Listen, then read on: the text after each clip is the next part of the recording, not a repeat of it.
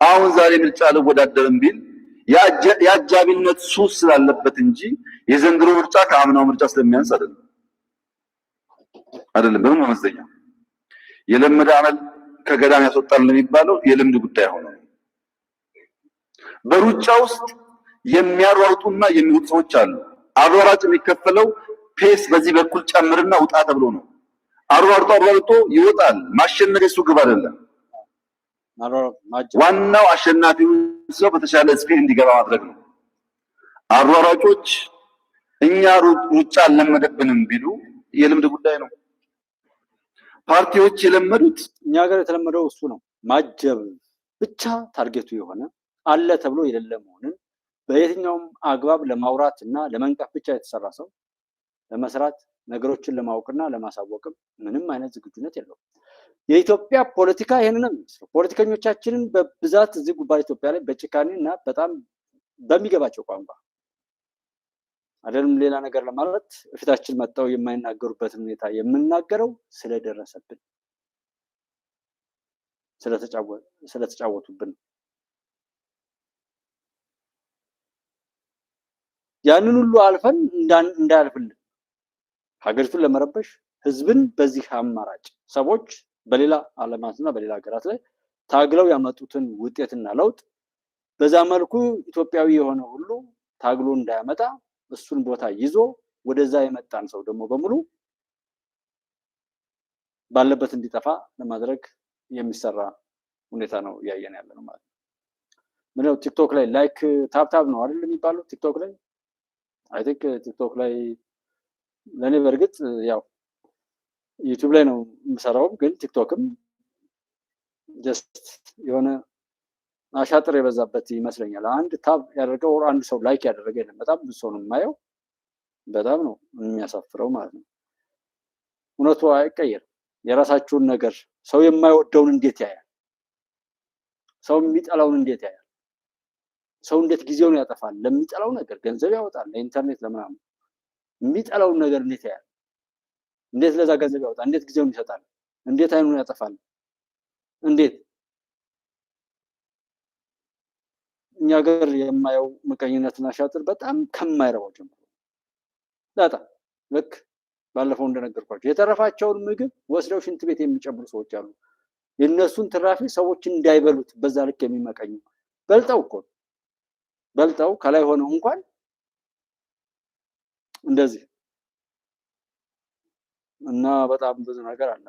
ገጠር ውስጥ ለባላቸውና ወር ለሚመርጡት ሰው ጤፍ እንጀራ የሚጋግሩ አሉ። ለሰራተኞቻቸው ያንን ቤት እንዲቆም ላደረጉ የቤት ሰራተኛ በእርሻ ላይ ለተሰማሩ ማንኛውም ሰዎች የዘንጋዳ እንጀራ የማሽላ እንጀራ ወይም እነሱ የማይበሉትን ነገር እየሰጡ እንትን የሚሉ አሉ። በየሆቴሉ ላይ ደግሞ ትርፍራፊ እየመገቡ ቤቱን ግን እንደ ቤት ሆቴሉን ኦር ያንን የምግብ ስርዓት ይሄንን አስቡት። እስካሁን ብዙ የፖለቲካ ጡዘት ባለበት ሁኔታ ላይ ጉባኤ ኢትዮጵያ ይሄድና ቤታችን ውስጥ ያስገባናል። ምክንያቱም ችግሩ የሚቀዳው ከዛ ነው። የምናወራው እዚህ ለመፍትሄ ስለሆነ ከችግሩ ጫፍ ላይ ሳይሆን ችግሩን ለመፍታት ነው እዚህ ጋር እየተነጋገርን ያለው። ለቤታችን ያገለገለ ለኛ የታዘዘም ሰው እዚህ አዲስ አበባ አንዳንድ ቦታዎች ላይ ያየሁትን ነው የምነግርህ። ተጎሳቁላ ምን ብላም አጣፍጣ ያፈላችሁን ቡና ዞር በይ ሁለተኛ እዚህ ሳንጠራሽ እንዳትመጪ ብለው አባረው ቡናዋን እሷ ሰራተኛዋን እየሰደቡ ያንቋሸሿት ልጅ ያፈላችሁን ቡና እነሱ አከበርናቸው ምናምን ከሚሉት ሰው ጋራ የሆነ ያልሆነ ወሬ እየቀበጣጠሩ የሚጠጡ ሰዎችን አይቻቃል። ግፍ ነው። በየቀኑ የምናደርገው ድርጊት እሱን ነው የሚያደርገው። እና ላይክ ብታረጉ ምን ብትሉ ባትሉ ነቲንግ ግን ስራችን ይጠብቀናል። ዋናው ጉዳይ ምንድነው? በዚህ ሌሊት የሚያስለፈልፈኝ እንደ ሀገር ኢትዮጵያ ለምንድነው ዛሬ ድምጥማጧ የማይጠፋው? እንደዛ ብዬ ለስራ እንደኔ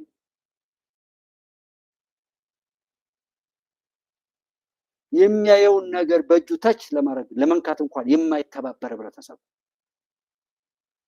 አብሮ ሆኖ ነገሩን ለማወቅ እንኳን ጥረት የማያደርግ በሁሉም ነገር ላይ አሽሟጣጭና ነቃፊ የሆነ ራሱን በዛ ልክ እያረከሰና እየቀበረ ውል ትውልድ መካከል ላይ ቆሞ እኮ ማገልገል አያስፈልግም። እናኔም ይበለው ምን ችግር አለው ልበል? የደረሰው ደርሷል። እንውጣ ካልን በደንብ እንውጣ፣ እንድንወጣ እንስራ። በውስጣችን የተቆራኘንን የክፋት አጋንንት እናስወጣ። የተንኮል አጋንንት፣ የጥላቻ አጋንንት፣ እርስ በርስ መገዳደልና መባላት እንደ ባህል የሚቆጥር ቆሻሻ ስሜትን ከውስጣችን ነቅፈን እናውጣና መጀመሪያ ራሳችን እንዳ እጃችንን ማዘዝ የማን እጃችንንም መላሳችንንም ለጥፋት ብቻ ስፖንሰር የምናደርግ ሰዎች እንዴት ነው ለውጥ እንዲመጣ? ለምንድን ነው በዛ ልክ የምንሳሳተው? ውሏችንን አስበን አይ መከራም ቢበዛ የሰራሁት ለመከራ ስለነበር መከራ ይብዛልን፣ ኦኬ ዝግጁ ነው። ሀገር ለማፍረስ ህዝብ ለመጨረስ ሲሰራ የዋለ ሁሉ ደርሶ ጻድቅ ጻድቅ ሚካኤል ሚካኤል ገብርኤል ገብርኤል ያወራል። የመላእክት የሳዳት የጻድቃን ስራ ያወራል። ያልዘራ ነው እርቃኗን የምትሄድ ሴት ላይ እኮ ስንት ሰው ሄዶ እንደሚጨፍር አውቃለሁ።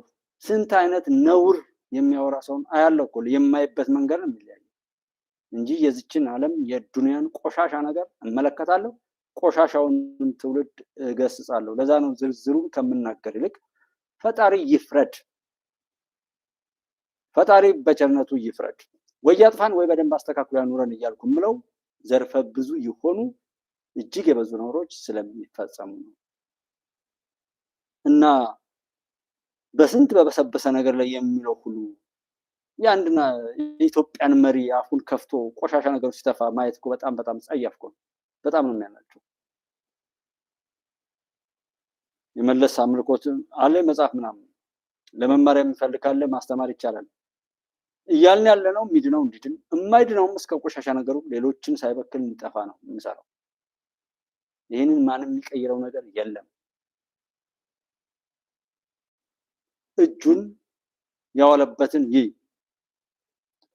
መጠጥ ቤት ደውም ዘባተሉንም ታስታውሳላችሁ። ለአንድ ሸርሙጣ መኪና ቁልፍ የሚሰጥበት ሀገር ላይ ነው ያለው። ሆቴል ውስጥ ገብተው ማለት ነው። በእያንዳንዱ ፓርቲዎች የለመዱት ምርጫ ማጀብ ነው እንጂ ማጀብ በምርጫ ተወዳድሮ ማሸነፍ አይደለም። በቃ ይህንንም የሚሞግትና የሚያስተካክል ሰው የለም። አሁን ከነሱ ጋር ከረጋጩ ጋር ልቅሶው እንዳይለቀው ይችን ታካክል አታሳጣይ ብሎ ቅማል ላዩ ላይ እየፈላበት ሁሉን ነገሩን እንደ ጽድቅ የሚቆጥረው መሰዳደብ፣ መዘላለፍ። እኔ እዚህ ጋር የሆነ ገለባ የሆነ ለራሱ የማይበቃ ከንቱ ትውልድ ለማሰለፍ ከፈለኩኝ የማይረባ ነገር ማውራት ነው። ይህንን የኢትዮጵያ ጥራቶች ሁሉ ስፖንሰር ያደርጉታል። ምክንያቱም እያጠፋን ስለሆነ ለራሱ እኮ ነው። ለስለሽ ብሎ አይደለም። ለስለሽ ብሎ ምንም ነገር አያድርግ፣ የራሱ ጉዳይ።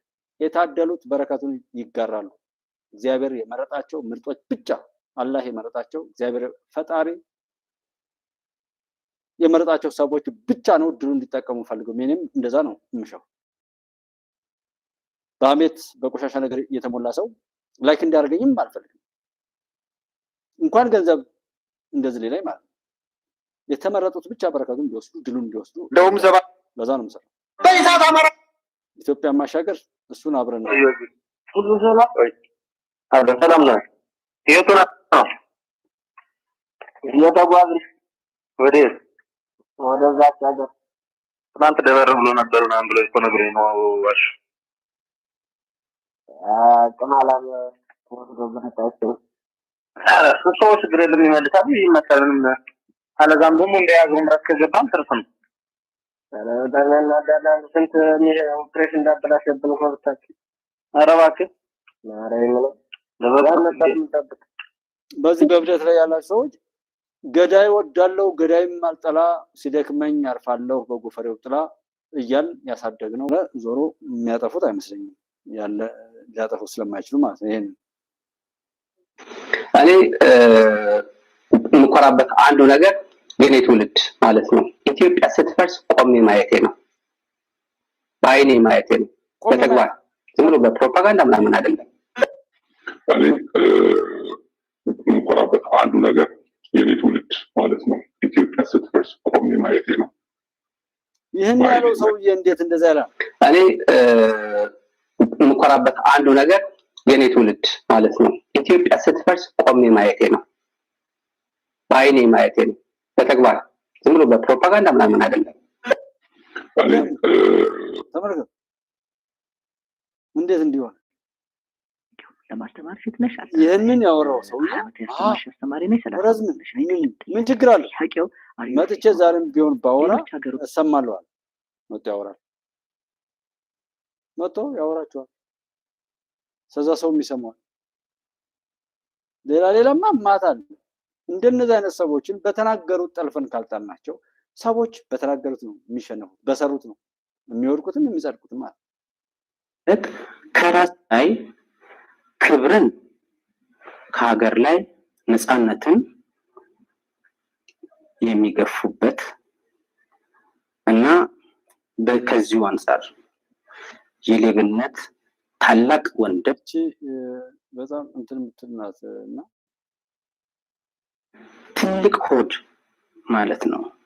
ቆይ እንደዎችን መስማት አለባችሁ በጣም ለአንባቢያን አብቅተዋል። ከጻፏቸው መጽሐፍቶች መካከል ደግሞ የስናዳር ስንክሳር፣ የእውቀት አክፍሎተኛ፣ ራስን መሰለል፣ አፍን ዘግቶ ፉጨትና እንዲሁም በቅርቡ የወጣውን ሰውንና ሰው የተሰኘውን መጽሐፍ እናነሳለን። በእነዚህ መጽሐፍቶች ደግሞ ባንዳነት ምንድን ነው የሚለው በስፋት ተነስቶበታል። ከዛ ባለፈ ደግሞ የኢትዮጵያን ቀደም የህወሓት ታሪኮችን ምን እንደሚመስሉም ተነስቶበታል። ለማንኛውም አሁናዊ ወቅታዊ ሁኔታችን ምን ይመስላል፣ እንደ መንግስት መወሰድ ያለበት እርምጃ ምንድነው የሚለውን እያነሳን ቆይታ እናደርጋለን። ፕሮፌሰር ምንዳርያለው ዘውዴ እንግዳችን ሆነው እዚህ ስቱዲዮ ስለተገኙ ከልብ አመሰግናለሁ። ቀደም ብዬ እንዳነሳሁት እንግዲህ ስለ መጽሐፎቹ አንስቻለሁኝ። ስለ ባንዳነትና አጠቃላይ የነበረው ስርዓት ምን ይመስል ነበረ፣ በምሁራን ላይ የነበረውን ጫና አንስተናል እና መነሻ የሆነን ዘንድ እስቲ ባንዳነትና መገለጫዎቹን ከእርስዎ እይታ እናንሳ። ባንዳ ማለት በትንሽ በጣም ትንሽ ጭንቅላት ላይ የተቆለለ ትልቅ ሆድ ማለት ነው። በዚች ከመርፌ ቀዳዳ በጠበበች እና ከዘንጋዳ ፍሬ በኮሰሰች ህሊና ውስጥ ለሞራል፣ ለእውነት፣ ለፍትህ፣ ለእውቀት፣ ለሀገር ፍቅር ምንም ቦታ የለም። ያለችው ቦታ በሙሉ ያንን በላዋ ላይ የተከመረ ግዙፍ ተራራ አከል ከርስ ለመሙላት ለሱ ፍለጋ መናሰን ያንን ከርስ ለዚህም የስራን ባህል የላቸውም ባንዳዎቹ እንደ ድርጅት እንደ ቡድን እና ይህንን ለማድረግ በምድር ላይ ያለውን ነገር ሁሉ ለመፈጸም ማናቸውንም ወንጀል ሁሉ ለመከወን ወደኋላ የሚለው አይደለም። በአጠቃላይ ስንመለከት ባንዳነት ማለት ከራስ ላይ ክብርን ከሀገር ላይ ነፃነትን የሚገፉበት ከዚሁ አንፃር የሌብነት ታላቅ ወንድም እና የዝርፊያ የስለት ልጅ ማለት ነው። ባንዳነት በአብዛኛው ስንመለከት ሰሞኑ የተወሰኑት የባንዳው ቡድን አምበሎች ወይም ካቦዎቹ ለምሳሌ አንደኛው የዚህ ትውልድ ማለት የአዲሱ የባንዳዎች ትውልድ አባል በመሆኔ የምኮራው እና የቡድኑ አባል በመሆኔ የሚያኮራኝ ነገር ቢኖር ኢትዮጵያ በቁሟ ስትፈርስ በወሬ ሳይሆን በአይኔ ለማየት በመታደሌ ነው። የኢትዮጵያ መፍረስን ማየት እንደ ድል የሚቆጥር ነው።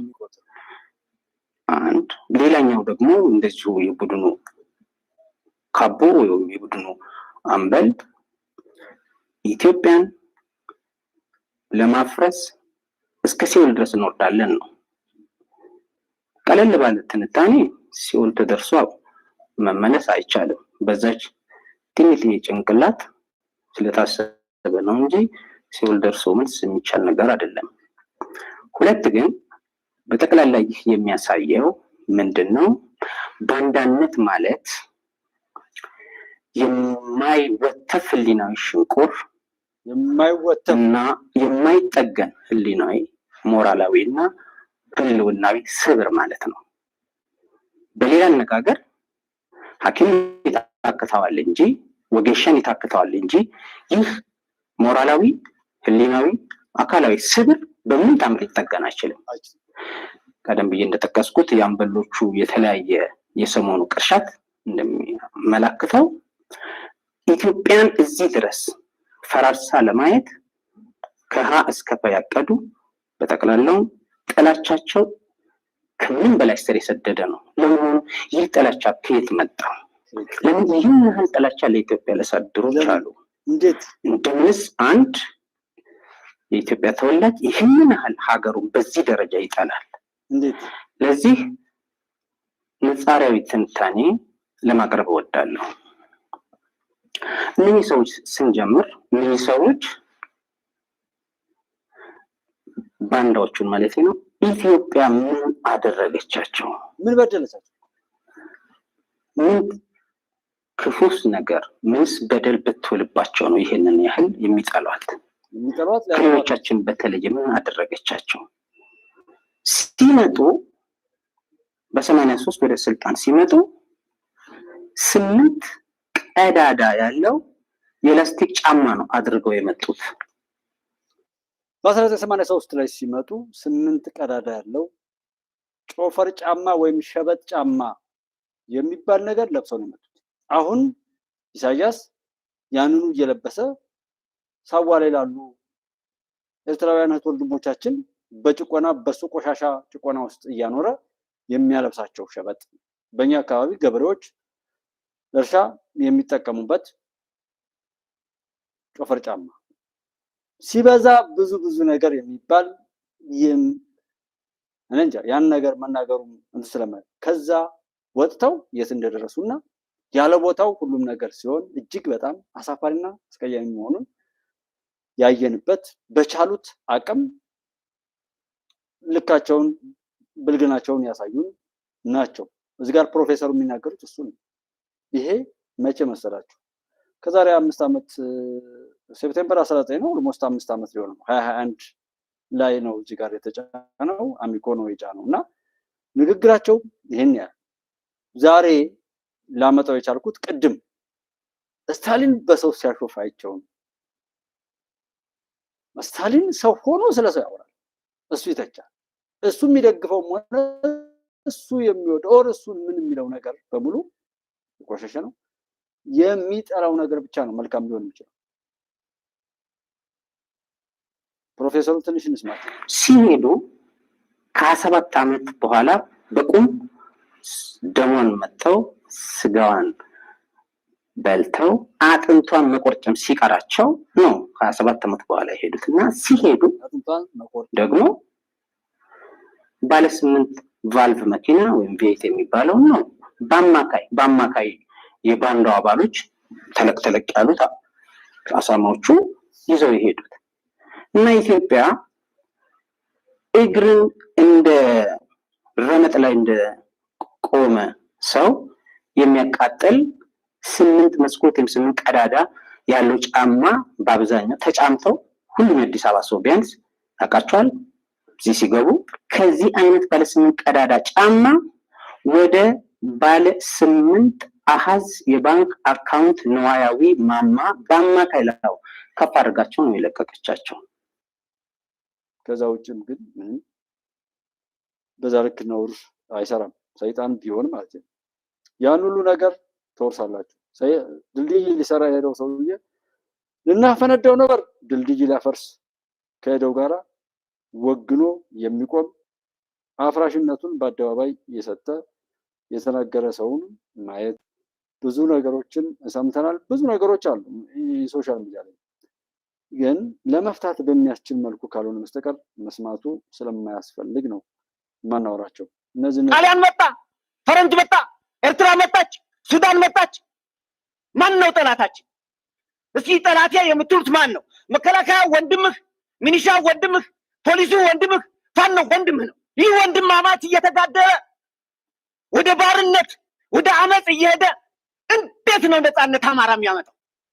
የማን አባቱ ገደል ገባ እያልክ ከማጋደልና ወንድምህን ከወንድም ከማጫረስ ይልቅ ወንድሜ ተመለስ፣ የሄድክበት መስመር ትክክል አይደለም፣ ለኛ አይበጅም፣ አንደኛው ክፍለ ዘመን አይመጥንም። ዱር ገደል የሄዱት ወንድሞቻችን ያስፈልጉናል። አንተ ግን እዚህ ቁጭ ብለህ አይዞህ ገደል ገባልህ እያልክ ከማጋደል ና ወንድሜ። ተካከል አለቅንባችሁ፣ ልማት ፈረሰ፣ እኛም ጠፋን። እንደው ኑሮ ነው ዘመዶች በቁማችን መቃብር እኮ አልገባንም። ህፃናቶች ከትምህርት ውጭ ሆነዋል። የልማት ጥያቄ ትተነዋል። መጀመሪያ ነፍሳችን በከረመልን የእርዳታ ጥያቄ ማንጠይቀው ሰላም እንዲፈጠርልን ነው። እርስ በርሳችን ነው እየተላለቅን ያለን። ፕራይመሪ ኢኮኖሚክ አክቲቪቲ ፎከስ ዳይሬክትሊ ኦን ማን ሊያስተባብር ይችላል? ማንኛውም ሁሉም የዘራውን ቢያጭድ ደስ ይላል። ሰዓቴ ደግሞ በጣም ሄዷል። ያው ጠቅላይ ሚኒስትሩም የተናገሩትን ደጋፊዎች አደባባይ ወጥተው እንዲያጥለቀልቁ እውነት ይሄ ትውልድ በዚህ ዘመን ላይ መፈጠርን ብንረግም ችግር አለው። እውነት እንጠየቅበታለን፣ በዚህ እንጸጸታለን።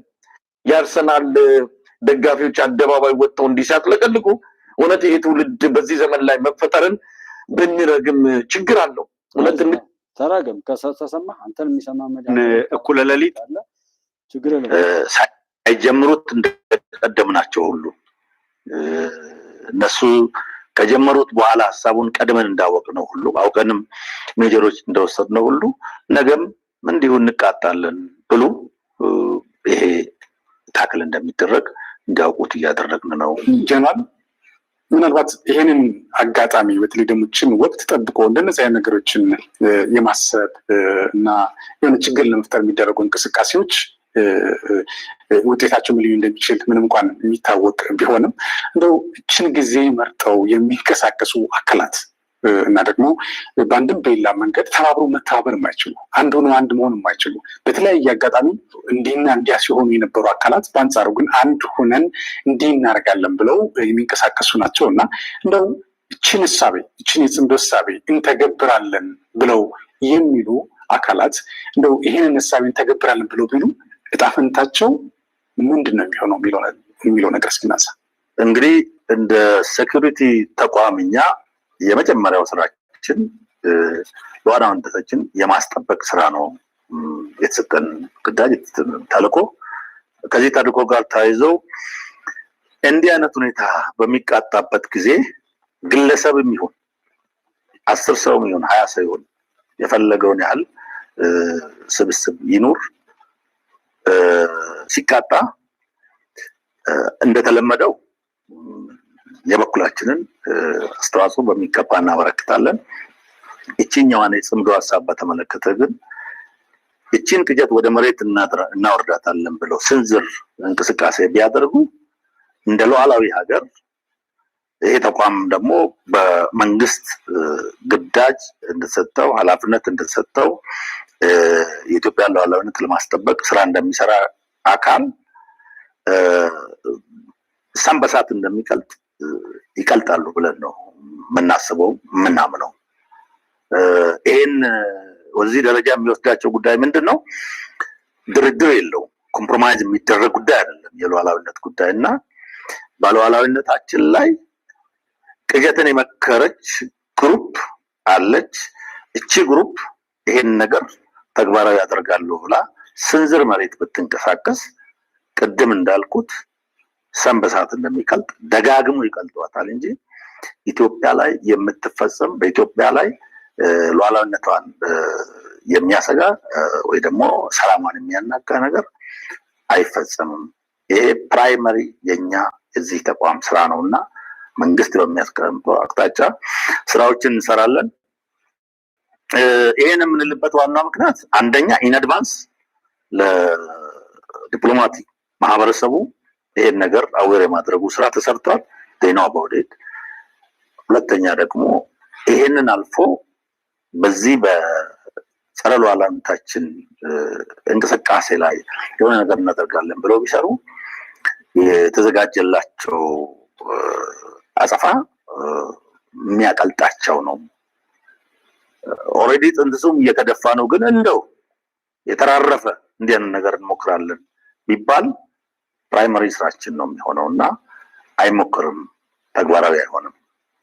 የሚል ነገር ለማንሳት ነው። ግን ምንድነው እንደው እንደ ሰሞንኛ ደግሞ ችኛዋ ያልጣች ያልተመዘዘች ካርታ ናትና እንምዘዝ ብለው ስራቸውን በዚህ ልክ የሚታወቅ መሆኑንና የተቀደመ መሆኑንና ቺን ስራ ደግሞ ትንሽ ነገር እንተገብራለን ብለው ቢያስቡ እንደሚቆረጠሙ እንዲያውቁና አደብ እንዲገዙ እኛ እንደ አገር ጠባቂ ተቋም እንደ ሉዓላዊነት ጠባቂ ተቋም የራሳችን እይታ ይህን በተመለከተ አሁን በተገለጸ መልኩ የሚታይ ነው።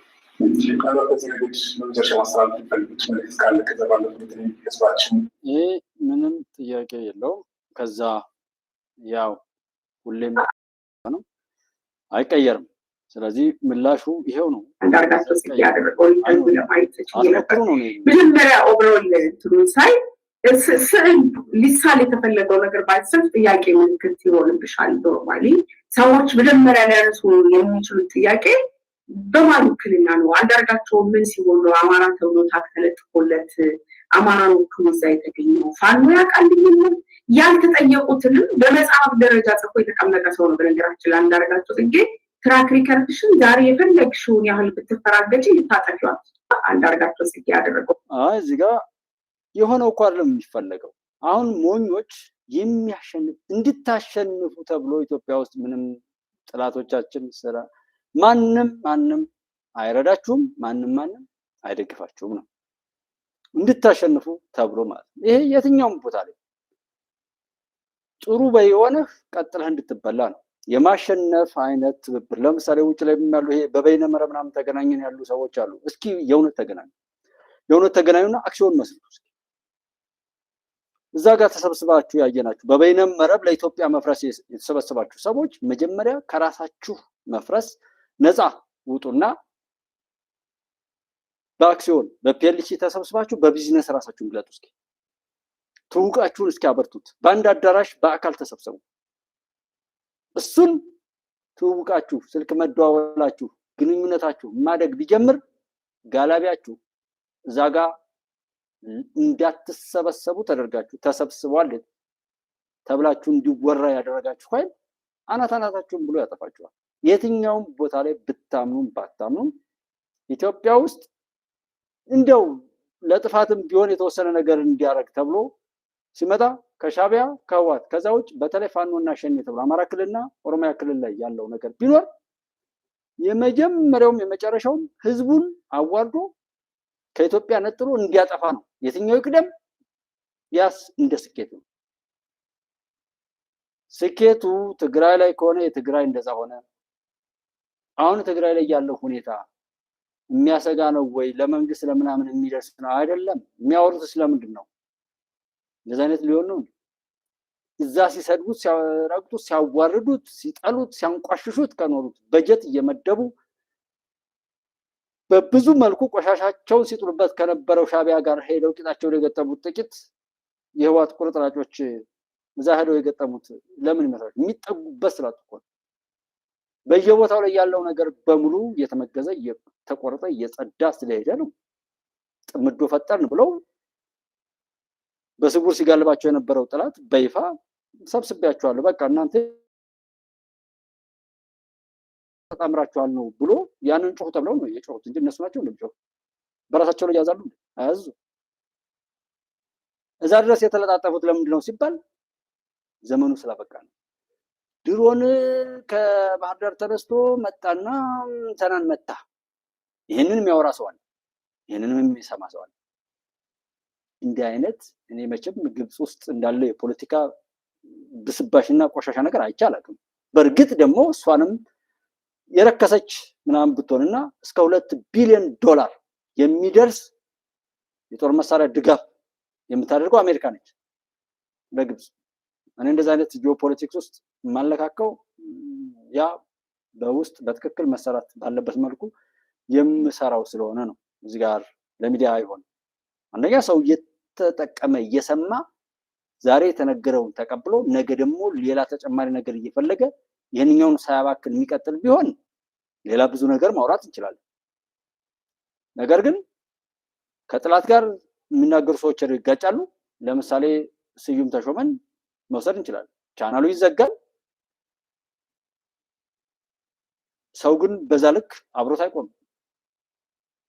የሚዘጋው ስዬ ለራሱ ብሎ አይደል የሚያወራውና የሚናገረውን ሚስጥር ኦር ግትር ሆኖ ሐቁን በዛ ልክ ተጋፍቶ ስለሚያቀርብ ነው። ቻናሉ 30 ምን እንኳን የተከታተልኩት እኔ የሰማሁት ብቻ 30 ምናምን ጊዜ 32 33 አካባቢ ድረስ አሁን ድረስ ተዘጋ ይዘጋ